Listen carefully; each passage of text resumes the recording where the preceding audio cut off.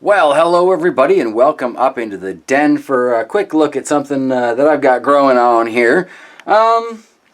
Well, last week you may recall that I put some of those oregano cuttings in with the aloes, and while normally they require completely different type soils and situations, I think it's worth showing you guys first just kind of how those are doing, because the theory of planting multiple things together seems to be, well, doing a little bit better than the theory of trying to get things in the right soil. So yeah, check this out. Down here where I still haven't put that light up for the pepper yet, but I'm going to be doing it today.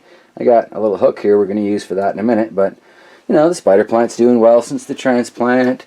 Most of the pepper plants seem to be doing alright, although I still haven't mustered the courage to try that bad brains pepper yet. But what I wanted to show you was the aloe here, and in particular the oreganos that are in with the aloe. These are all doing incredibly well, and when I'll show you in a couple of minutes here how the ones in the arrow gardens are doing, I think these are actually doing much better than the one that I left in the black arrow garden and the two that I put into the chrome and white one. This is fantastic growth. It's better than I'm seeing downstairs in the soil planted one, and significantly better than I'm currently seeing in the aquaponics. But as I've mentioned before, I'm trying to rebuild the bacteria in there, and I don't think my fish are really putting out quite enough for me just yet as far as nutrients and stuff, but we're working on that with some feed. Got the bootless scorpion over here. It's really spread its wings. Oop, there goes a leaf, but that pod's still on there, still hanging on, still doing its thing. Haven't got any new pods forming anywhere yet, but really the most impressive thing, I think, is how well this mixed planting is doing. And I've got one of those sage cuttings that rooted, so I'm kind of thinking about putting it in there too.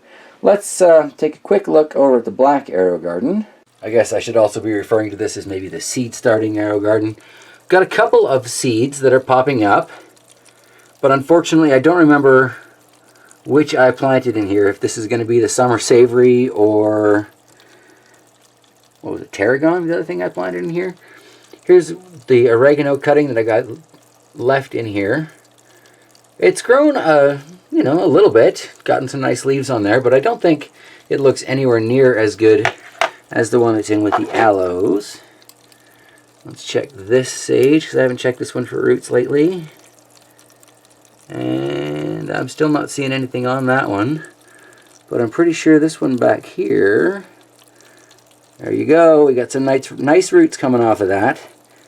And I have had some difficulty rooting sages in the past, so even a 50% I'll take, and that's still not wilting and dying off yet. So I think it is doing something for me, I just don't know what.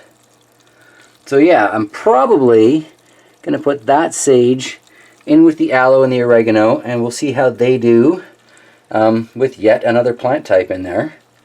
And then maybe when some of these herbs get a little bigger, I mean that one, that's those tiny seeds going beside the pods, right? Kind of missed my mark on that, but it's still growing, so I'm leaving it to grow. But anyway, yeah, I'm going to continue planting herbs in with things, and we'll just see how that multicultural planting works, because I'm pretty impressed with those oregano so far. Be interesting. Then over here in the other arrow garden, we've got the two oregano that I transferred over here, both looking very pale. I don't think I put enough nutrient in this last time, but we do have something that seems to be popping up in the mint finally. Still nothing from the actual curled parsley that came with one of these gardens in the kit. I don't remember which one, but the Genovese basil is up. Got another thyme popping up there, so that is wonderful. More herbs going is always good. Yeah, this basil is probably going to end up downstairs in the aquaponics. There's a good chance this thyme might end up there as well. I've already got some mint down there though, so who knows, that might end up with the the aloe and the oreganos. I just haven't decided at this point, you know. So I've still got this new Sansi 70-watt light that I was thinking, you know, might be good hanging up above this particular pepper plant. And I was trying to figure out how to do that without it looking terribly rednecky. And I think the best option that I've got is, yeah, that little hanger hook in the ceiling. But this particular ceiling material, like, it's not like proper drywall or anything. It's this weird, I don't know, press board stuff. Quite a pain to get through. So I will try and get that hook started off camera, and then hopefully we can get this puppy hanging out, or hanging up, and see how she does. Alright. So this is the hanger they sent with the light. Seems pretty cool. Kind of just undo the one end here. A little tricky one-handed, but I don't imagine they thought most people would be holding the camera doing this. And then just kind of pops up through the center, and I'll screw that back on and show you the rest in a second. Then once it's screwed on, it's a nice sturdy little hanger, I hope. Over to the right part of the room. Do. Got my hook up there. Alright, well, it'll stabilize in a little while, but the other side of this is just pulling on up. Got this little wire you can, again, it's easier with two hands, but you push this nub here, then you can pull the wire up, and that raises or lowers your light accordingly. Now, I need to plug this in, and I don't know if I can pull 70 watts out of a 40 watt light, but I guess I'm about to find out, eh? Well, I'm no power meter, but I'm pretty sure that's brighter than the light was previously, but it should be. It's like twice as much going into it. I haven't necessarily measured that to see what height it's at, but considering, you know, the plants that are currently underneath it, I think I'm okay with that setup. But I am going to probably move the pepper plant, you know, this way a little bit so it's more towards the middle of things. Move it, spider plant. You're irrelevant and you know it. Alright, come on over here. Ooh, that feels suspiciously light. Methinks this pepper needs some water. I'll bring it out a little bit.